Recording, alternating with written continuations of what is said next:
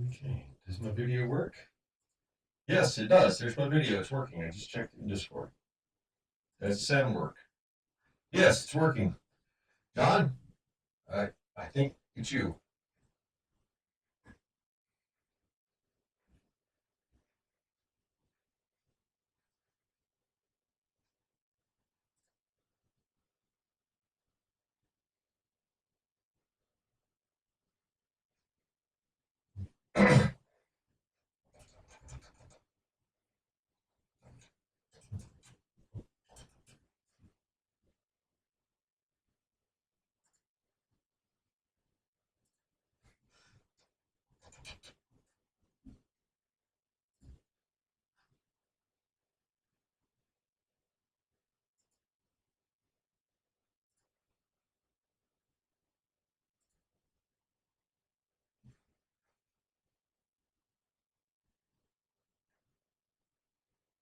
Start streaming.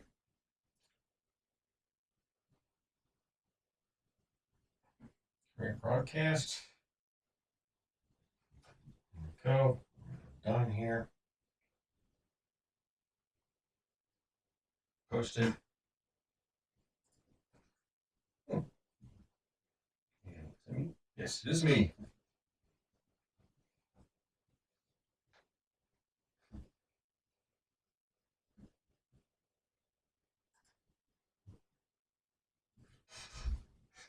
Okay, guys, welcome to this week's Roundup. I'm waiting on Jon Kern to join us. John, ready when you are. Bring up this chat window so you can see a little better there. There you go.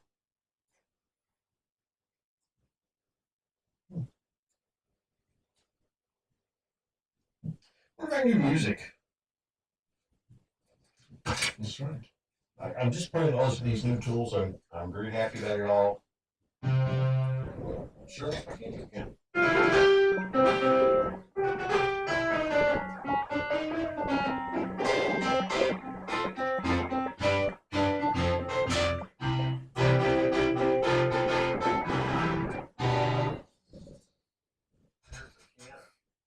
Oh, I heard somebody. Yeah, I did. Gonna make you louder. Can't see you still, but That's weird. I can see me. Hmm.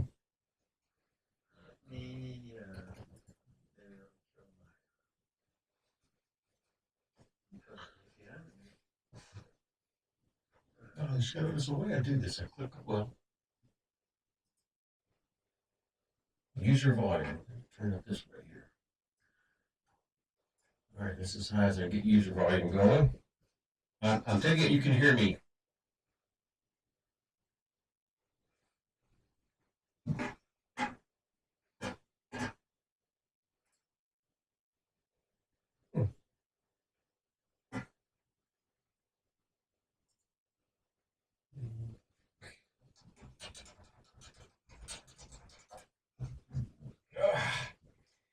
You know, if only we had a way, some system of wires or tubes where we could speak and share things with one another across vast distances.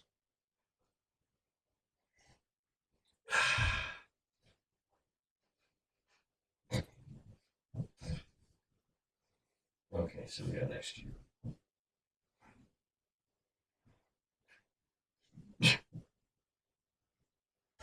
Okay, so I'm going to go ahead and get started, John, because I don't think I'm doing anything wrong here. I don't know. Um, I see you there. But right now you're hidden. Yes.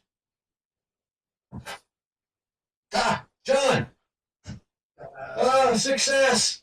Kapla! Yeah. I had to kill Discord finally, and then That's something. while it downloaded more updates. Well, I really hate to say this because I know it sounds awful, but dang, I'm glad it's you and not me. It just makes me so happy. all week I've been telling Melissa, hey, we had problems last week, and it wasn't me. So it was a good feeling. Yeah, yeah. It was strange. Okie dokie. Okay, somebody, the thing I want to talk about, the thing I want to talk about was two things. It's too much.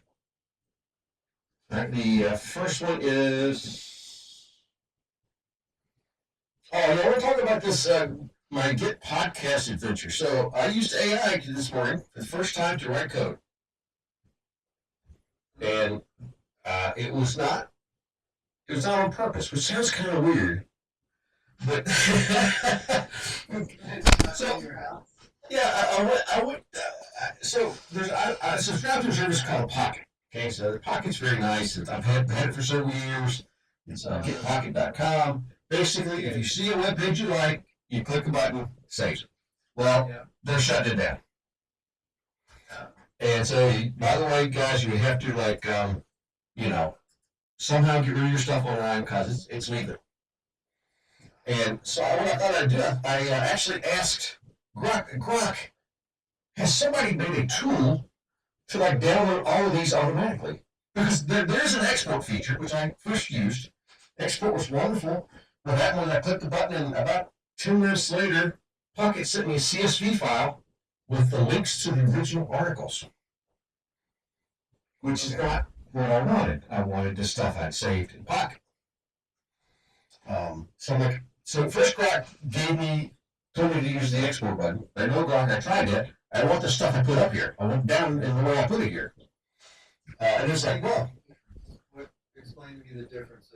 Like the. All right, the raccoons who make computer ads great. So you click on this. Like you save that to your Pocket. Yes, I saved this to Pocket, and I saved this nice version here. All the text I can read. I can use this later. It was nice, and it's got a link at the top, original article. Well, sometimes original articles are no longer available. They moved it to paywall. I don't know. And if I clicked it, I would go there with a bunch of ads and stuff. I just want the stuff I saved. Oh, so there's two things going on in this. Okay, that's why I asked for an explanation, because I thought, isn't that the URL? Now I get it. There's the original one, and then there's. Yeah, so if I click the original here, yeah, and it's not too bad, this one, but it's a bunch of stuff here. And I don't. In this case, it's kind of nice, but if it were like a New York Times or Washington Post article with a bunch of ads, or it could get ugly. Yeah. And so I spent time actually cleaning some of this stuff up before I saved it. So I used the export button. It sent me this nice CSV file that was useless. Let me do this for a second. Grok. It did not soon, of course, it just had the original. Yeah. Yes, exactly. And okay, I think we do history here. Where's my history? History.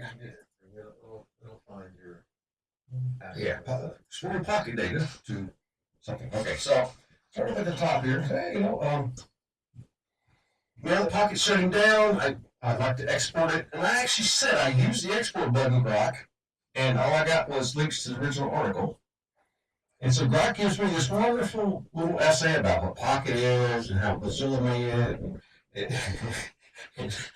He said, yeah, you probably want to use the Pocket to Markdown NPM package that somebody made. Like, hey, cool.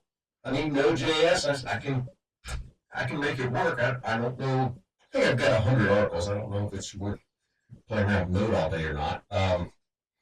Then it gives me instructions for how to install Node, how to install a package. Okay. But golly, Grok, you're really helpful. You have not answered my question, but you've spoken a lot about things that should help me, or I got an idiot answer your. Yeah, I should know this, right? And I'm like, oh, okay, that's good. Not really bad. I'm like, well, I really don't want to. What did I? Hang on a second. I said, I'd really rather run this locally and not like in a node environment. So it sent me actually a. Probably didn't send you like curl. Yeah, send me curls. The whole thing is not bad. You just scrape the site. I said, yeah, okay. I said, can you do this in F sharp and make it a script file that I could run from the command line? Like, oh, yeah, no problem. And so I tried to throw curveballs at it, and every time I tried to throw it, I asked it my point being, I asked it the question, up pops a screen with this code. I mean, I didn't ask it for, here's your code. I was just asking, could you? Wow, is that useful or what? That is, God, wow. That was very impressive, and it showed me how to get a key. You have to get an app key and an authorization key to get to the stuff. All that's kind of standard stuff. And where are we? Still saves a lot of time. It was just wonderful. It did a bunch of googling that I would have took probably an hour or two trying to do. It was just amazing. Yeah, here's the curl here I got. There's a very nice curl. How to get your OAuth and how to get your key. But then here's the screen. Here's how to here's installing the SDK. It's like, okay, yeah, I think I'm okay. But I mean, I appreciate it. It's not completely irrelevant, but it's okay. Right. Yeah, blah blah blah. So I'm like, well, does it actually work? Right. No. It was amazing. It was incredible, amazing. I was astounded and did not work. First, I got a 403 error from the server, which is an access denied. And that was due to the fact that I had actually put a space bar in the key when I copied it. So fat fingering. I caught that because I know what that is. Let me go over here. There we go. And so here's the code I got. Can you see code there? Yes, I can. Oh, cool. And it's 100 lines of F sharp here. Nicely commented. It's got required. You don't have to know the language, but this is the code it sent me. It was like 3 seconds. Right? Yeah. Sets variables and does all that and cleans the name up. Does a fetch articles. Here the code, the functions to know is sanitize the file name.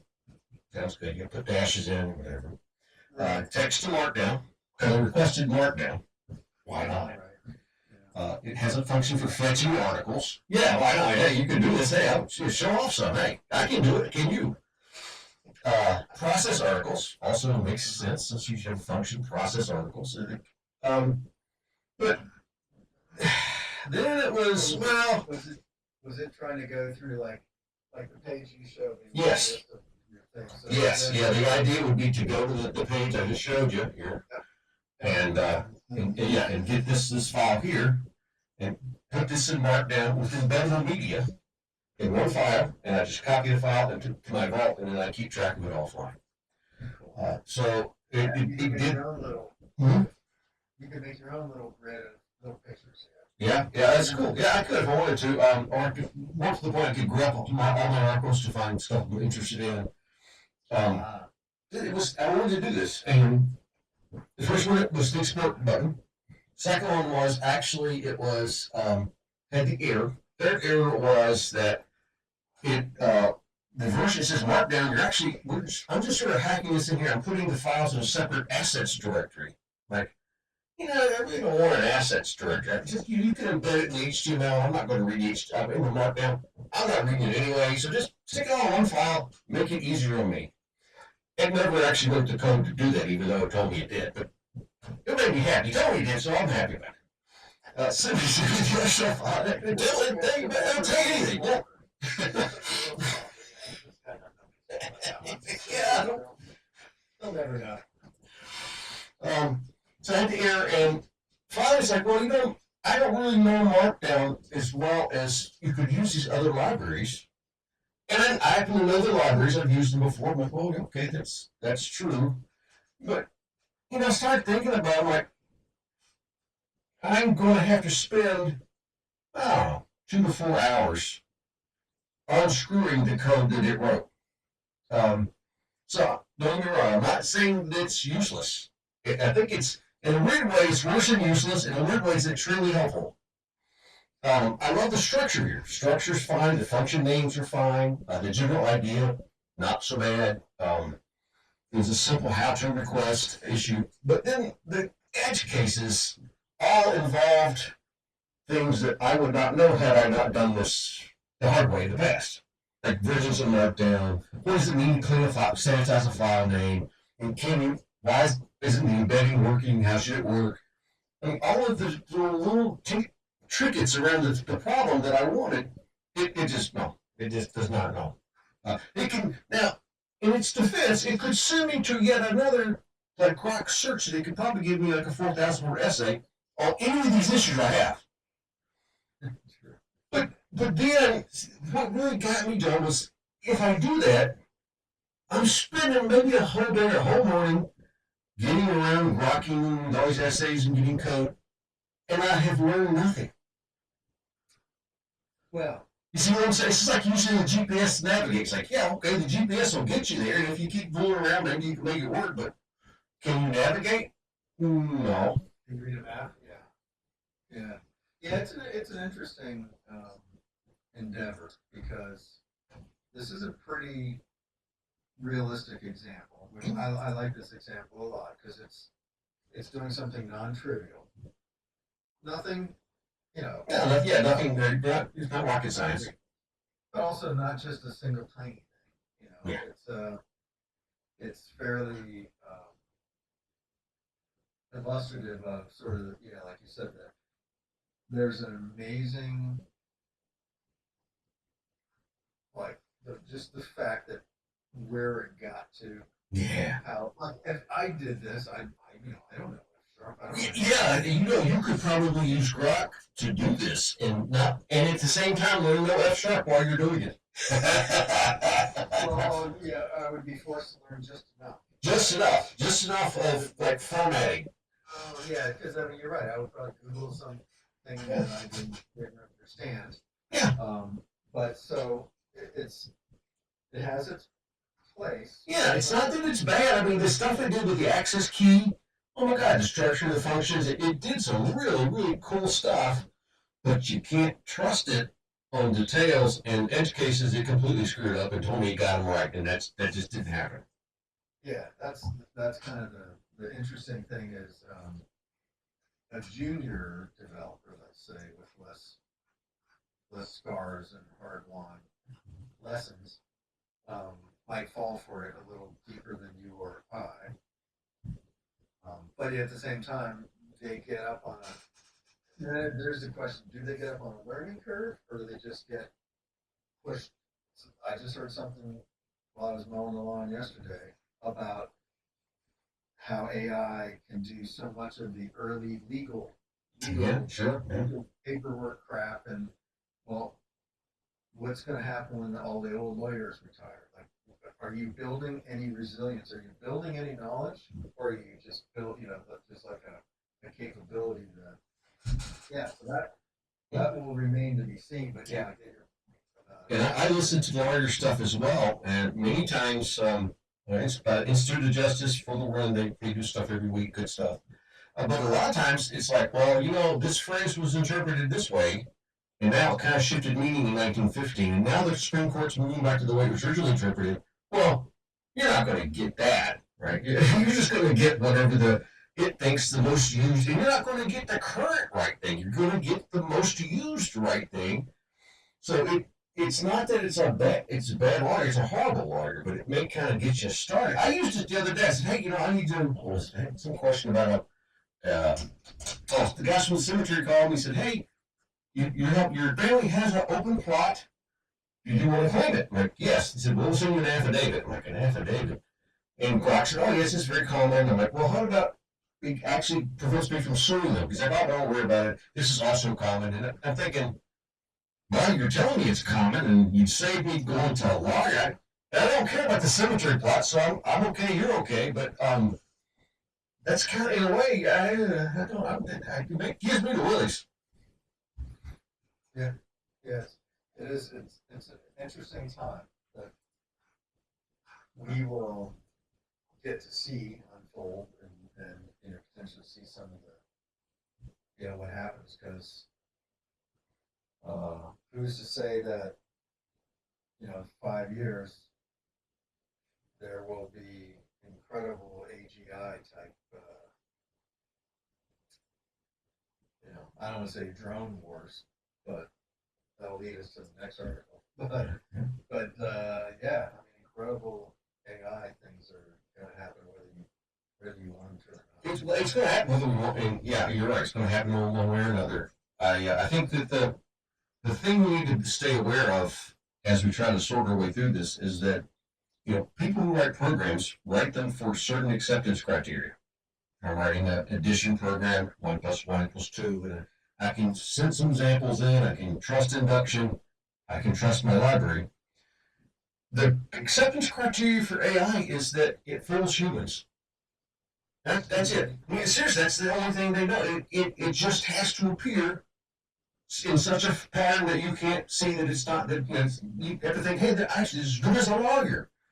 It has to just be acceptable. Yeah, it has to look kind of good enough, as if you kind of went down to the local bar and picked up a drunk lawyer and said, hey, could you do this? Oh, yeah. Just, like, okay, thanks. I got it for free. And there's some amazing things that produce, 90, 95% cinematic quality movies. Oh, my goodness, yeah, sure. Real people. So I think what we're going to have to do as programmers is try to. We did this thing before. We did this when Google came out. I don't know if you remember this, but it used to be to learn a language or something. You got the book, and you look in the book, and you learn the book, and I mean, it might take you. I spent a summer learning C++. It just went through like half a dozen books. But then Google came out. It was like any question you had, you put it into Google, and there was some sample code on Stack Overflow or something. Sometimes Stack Overflow was wrong, but the wrong answer gets upvoted. But as a programmer who knows what I'm doing, so I'm making this call. Well, I'm changing this button color. I don't care if it's wrong. The color's wrong color, fine. So there are things I'm willing to skip. Then there are things like, wait a minute, I'm not understanding how this callback is working. Why do I have a handle here? I'm losing resources. I'm going to spend 2 or 3 hours figuring it out because it's something going on that it is important. And I don't understand it. I need to do that. As we got more and more complicated, the stuff going on I don't understand got big deeper and deeper here. Yes, I'm in a place like that. So we have to make a call of like what part to dive down, what part not to. And so, like on this code example, wonderful job with the auth, using OAuth in a special case because it's just Googling or saying structuring the functions up. Yeah, I do need to make the file name safe. It reminded me of stuff. Gotta have this stuff, gotta have this structure. But inside the structure, I don't trust any of it. I'm just gonna have to go a piece at a time to see how it's gonna work. And that's fine, but then you see you have to ask yourself, if I have to go a piece at a time, am I saving time over actually just writing the function? Yeah, that was my question 6 months ago or so. Gave a talk in Belgrade, and then I was attending one of the sessions, and it had to do with using some AI to help write like BED and so requirements. And same thing, kind of like on the one hand, impressive. Like if you know nothing about writing BED, not bad. Now I looked at it and kind of went, I don't know if I would have written that scenario. Okay, and I thought it might take me as long to because it produces a lot. No, not sure. Quickly, very quickly. Quickly, right? And the thought that went through my head, I actually didn't use it for real, so I should hold back on my passing aspersions. But the thought that went through my head was, I'm not so sure I wouldn't spend as much time trying to prove this is right than just doing it. Right? Yeah, now, yeah. That's as a skilled practical, I'd like to consider myself skilled in writing BED. That might be a new person who's probably just going to accept it as is, and then maybe learn. And so that's it's an interesting. It certainly gives you a leg up, but you also can't judge it. So, Well, yeah, there's this context issue we've done this with news media, where it's not that it's not true, it's the context is important in which it's true, and a lot of times we don't know the context. So, for instance, back when I was teaching user stories and backlogs, I finally had to realize that you actually have to change code and have it appear in production. That's a user story. I mean, that if you can't code it, but seriously, it's not something I ever thought of. But there's a million programmers today that cannot do that. They're currently being employed. They cannot. They can't. Why? They've never touched the server. They're working in a big corp, and Big Corp's got a bunch of boxes, and they submit it to the source control, and it's reviewed by. Why would they know how to set up a firewall or Nginx or Apache server? They never done it. Wouldn't that make go their whole career not having to do it and be quite proud of the fact? But then you put them down like maybe a startup environment or some other place with just a slightly different configuration of tool chains, and you're like, well, do you have anything you could like change right now that appears somewhere? And they're going, how do you make it appear anywhere? You're like, oh, hey, yeah, okay, now we got time. No, do that. Yeah, a team I was working with also, we're kind of looking for, hey, I wonder if this tool would help document our code and features and things like that. And I looked at it, it turned out it was for COBOL. I said, oh, now this exists for that ton of COBOL code out there that does actually have a ton of business logic that I remember seeing a company, a very large insurance company, had a sea of I don't know what you call business analysts. What were they doing? Why they were creating what the current system does in user stories. Yes. It's a 9-month project to create the user. Yes, they're just doing a map. Because we don't know what our current system does. So you get the full user story 713. That's the screen 713. That's what we call it. Oh, yeah. Yeah, and so they were looking, so I said that's what that tool's for. Then they were looking for, they found a way to create I think it was Grok-based or ChatGPT, I forget, a way to help them write user stories for a bug or but I was like, well, okay, but we should actually do some workshops and learn that together and go through it, because these tools will give you a crap ton. Oh yeah, you can look, I read 42,000 lines of code just in 5 minutes. Like, God help you. It's just, yeah. Oh, stay away from me. Yeah, go away. Be gone. Yeah. Yeah. So anyway, it's an interesting, I can see the tug of war of people who are overwhelmed and have too much to do. Sure. Very alluring. But you got to keep that context of here's the end state, here's the behavior, the external behavior, right? And then here's where I am getting toward that, and it's not that important. Or, oh, it's very important, or it's important now, it's going to continue to be important. You also, in your career, need to know, like the handle example, like, well, I got a handle, I'm having memory leak somewhere. In my own career, whether I'm here or somewhere else, I need to understand how to free memory up, for instance. And I need person to spend time on that. That has nothing to do with getting paid this week, but it has to do with being professional. Yeah. Something interesting happened. I'm kind of glad James did not come this week, because he replied to something on LinkedIn that made me think. Basically, it was another programmer saying that he had used AI to write, I think, some sort of program, and I don't want to restate it, but he was solving a problem, and he used the tool. Well, James's answer was maybe AI can be used to write the unit test or the TDD. Yeah. Yeah. Here's James. So the thing is that activity. Yeah.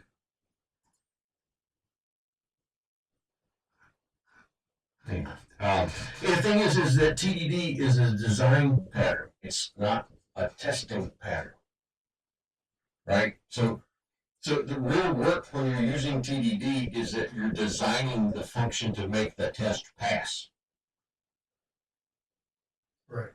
So we're thinking of clever questions to ask. Yeah. So you're stepping outside of where you are. You're running a test. Then you're stepping back into where you are and making that test pass. But when you step out of where you are, you're forming a context. I have to do, for instance, I have to have a clean file name. Oh, cool, I need a clean file name little method here, whatever. And that beautiful idea, but I could probably slice it 6 other ways that would be just as good. And if I'm not actively monitoring my own code context, who the hell is? Who's keeping track of this stuff?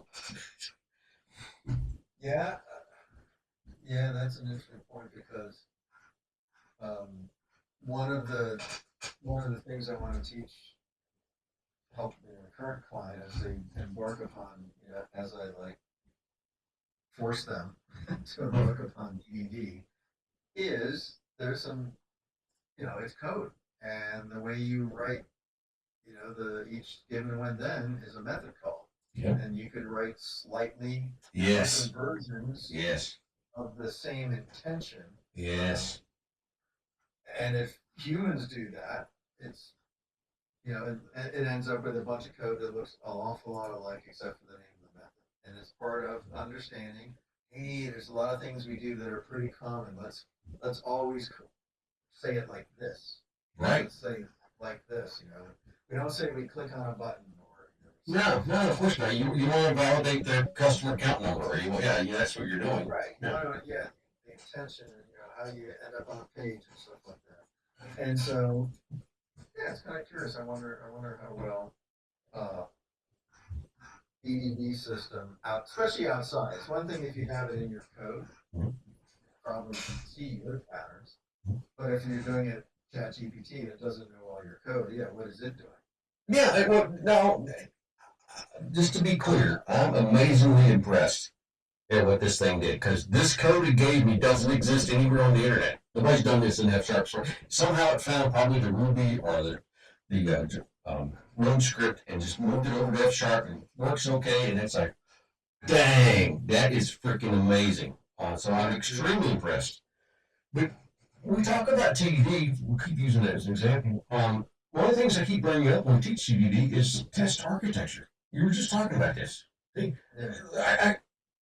I love Cucumber because you start looking at the given when ends and you start saying, oh my goodness, wow, we're always kind of setting up this way, we're doing this thing, whatever.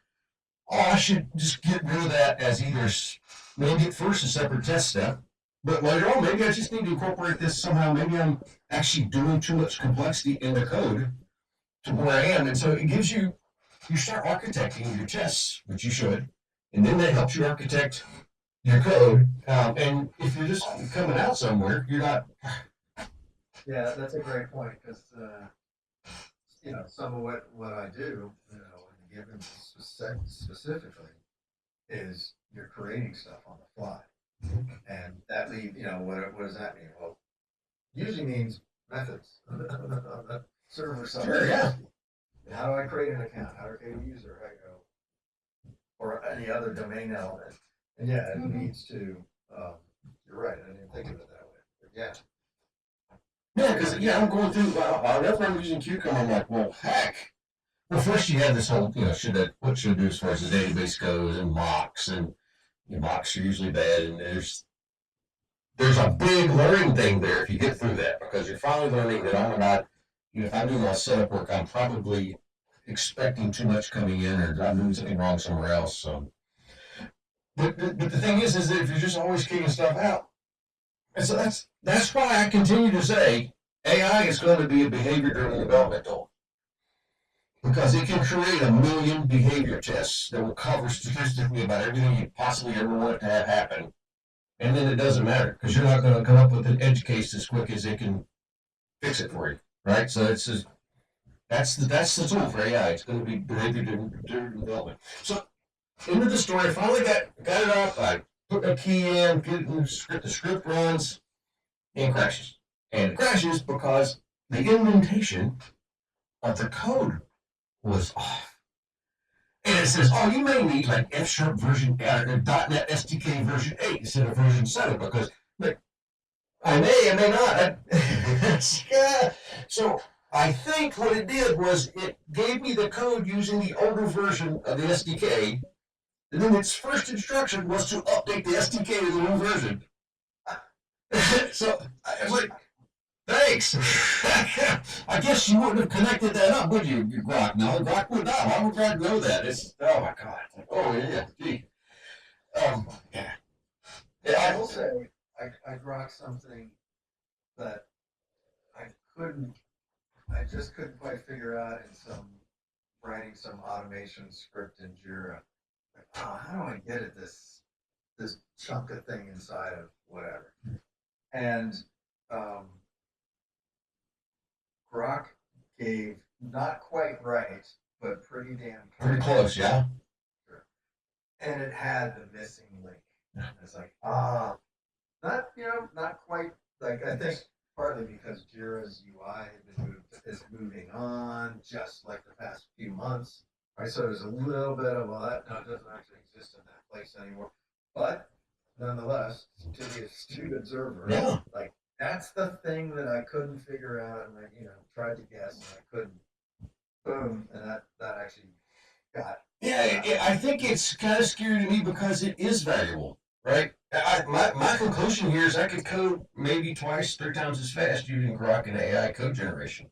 I would lose a ton of skills that I'm developing as I continue to program. And that's a trade-off you need to really think about whether you want to make it. I mean, I understand the indentation of the .NET SDK thing, but I could have easily spent another day poking around with Grok and the SDK. I could have spun for a long time. Developers do spin for a long time on things like this, and don't get anywhere that they haven't been already. True. Yeah. So I'm not trying. It reminds me of AWS. AWS is a completely awesome tool. You got to I want a server. Click the button. You got a server. Ah, great. Where's it at? Well, that's another question. You probably need an IP address. Okay, well, here, click this button. You need an IP address. Well, you're not actually doing anything. You're clicking a little button because somebody says click a little button. And so finally, like, I got a server. I got set up. How do I get there? Well, you have to have a SSH key. Okay, where do I get that? So you get that. And nothing is happening. You're not actually doing any work, right? You're finally, so here I am. I'm telling again, I got a server. Okay, what's it running? Oh, wait, okay, it's Ubuntu. Cool. But it's not really Ubuntu. It's like Amazon's custom version of Ubuntu. What's the difference? Well, see, still, nothing happening. You're still playing. So finally, you're like, okay. And this, I speak from personal experience. I set up an app, set up a web server. I got the app working on the web server. It's cool. I got a database. It's all good. And I get what's called a reverse proxy error. And,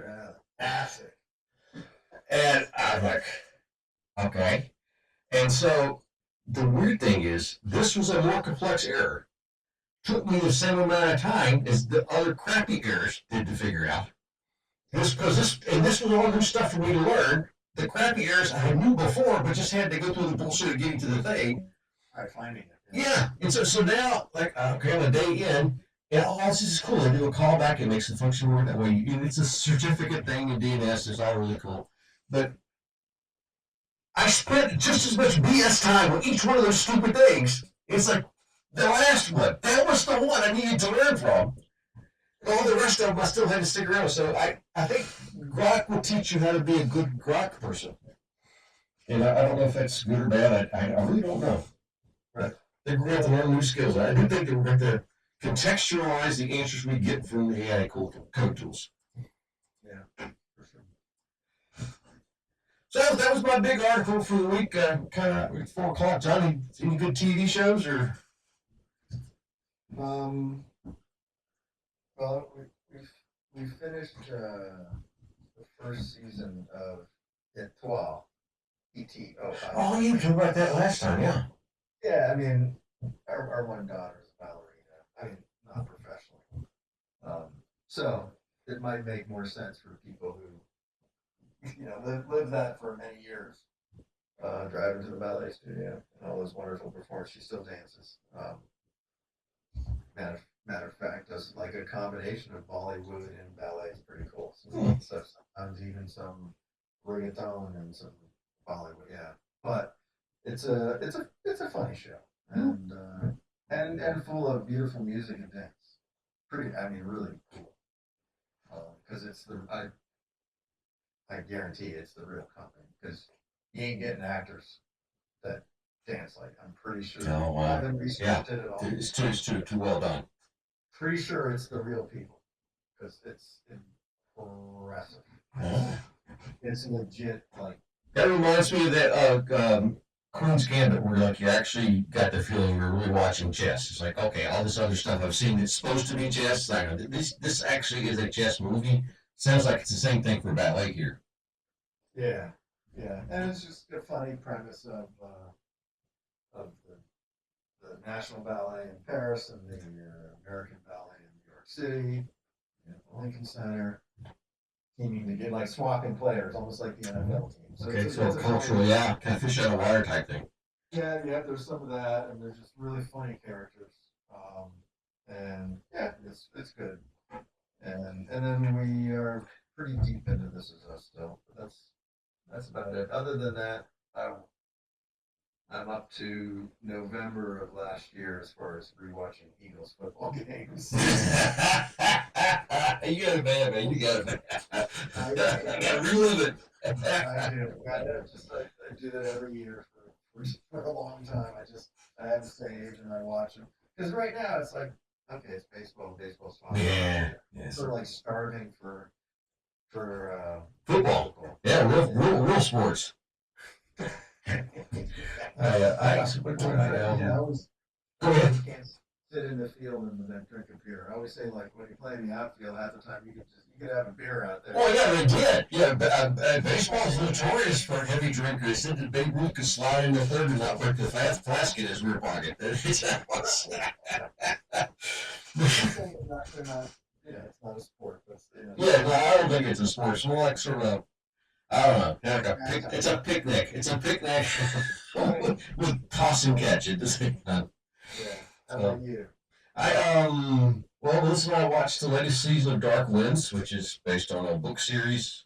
This season 4 or 5. Did you see any of Yellowstone? I think I saw one of the sequels, like 18 something maybe. 1860, yeah, yeah. Something that was pretty horrific. Like, Yeah, I remember that. Oh, yeah. So yeah, this is you've got the Indians, you have a reservation, they solve crimes. So it's over and over again. Where's the crime? Let's go solve the crime. But it's season 4. I love season. This is based on a book series, which always is a good sign. And the first 3 seasons were freaking awesome. And now we're in season 4. Yeah, they're starting to hit on a little bit of politics here and there. Like, oh, okay, well you're losing it. You're kind of reaching for something. So okay, let's make them angry about this or whatever. It's like no, that's not drama. That's just template work. yeah. But I got tired of watching that killer show. I watched real true crime over lunch. I got tired of that, and so I switched over to Department Q on it was Prime or maybe it was Prime. So it was hard. Okay, so spoiler alert.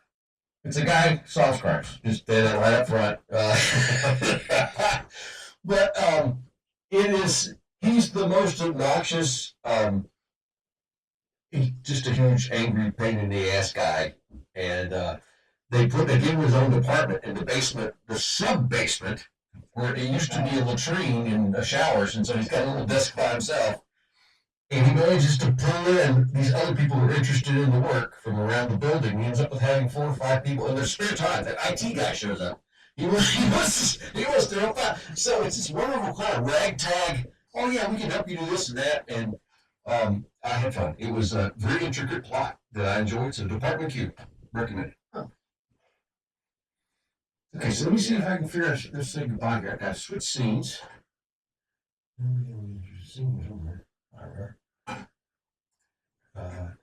I got a title page here. I'm using this.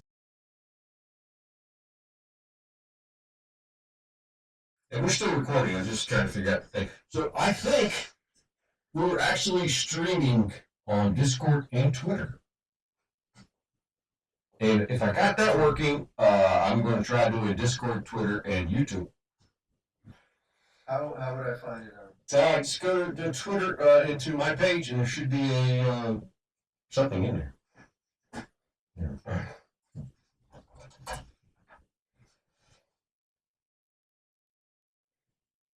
Yeah, here's me.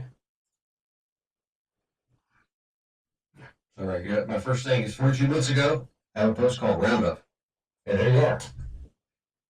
And we're still doing it, which I don't know. That's kind of weird. We can meet ourselves. But so now I'm going to end the Twitter. Thanks for coming by the Roundup, guys. I think I can click this and go end. Yes, and now it's just us on Discord. But yeah, so then I think the Twitter thing becomes a stream that you can play. I have heard that where maybe from you about why pay some service that's Yes. cash for these things because Elon's happily paying. You know, like it's just Like I think I ended up I got it on sale. It's like $7 a month. And I can it has no limit to the amount of videos I can put up there. So it's yeah. So yeah, if you want to try that, if it works for you, I have no idea if it'll work or not. But if this works, maybe you can share it and say, "Hey, we did a roundup again this week." I have no idea. Like I said, I don't know if it works or not. Okay, so next up, I think I'll go ahead and stop recording. I'm gonna continue streaming, maybe, and then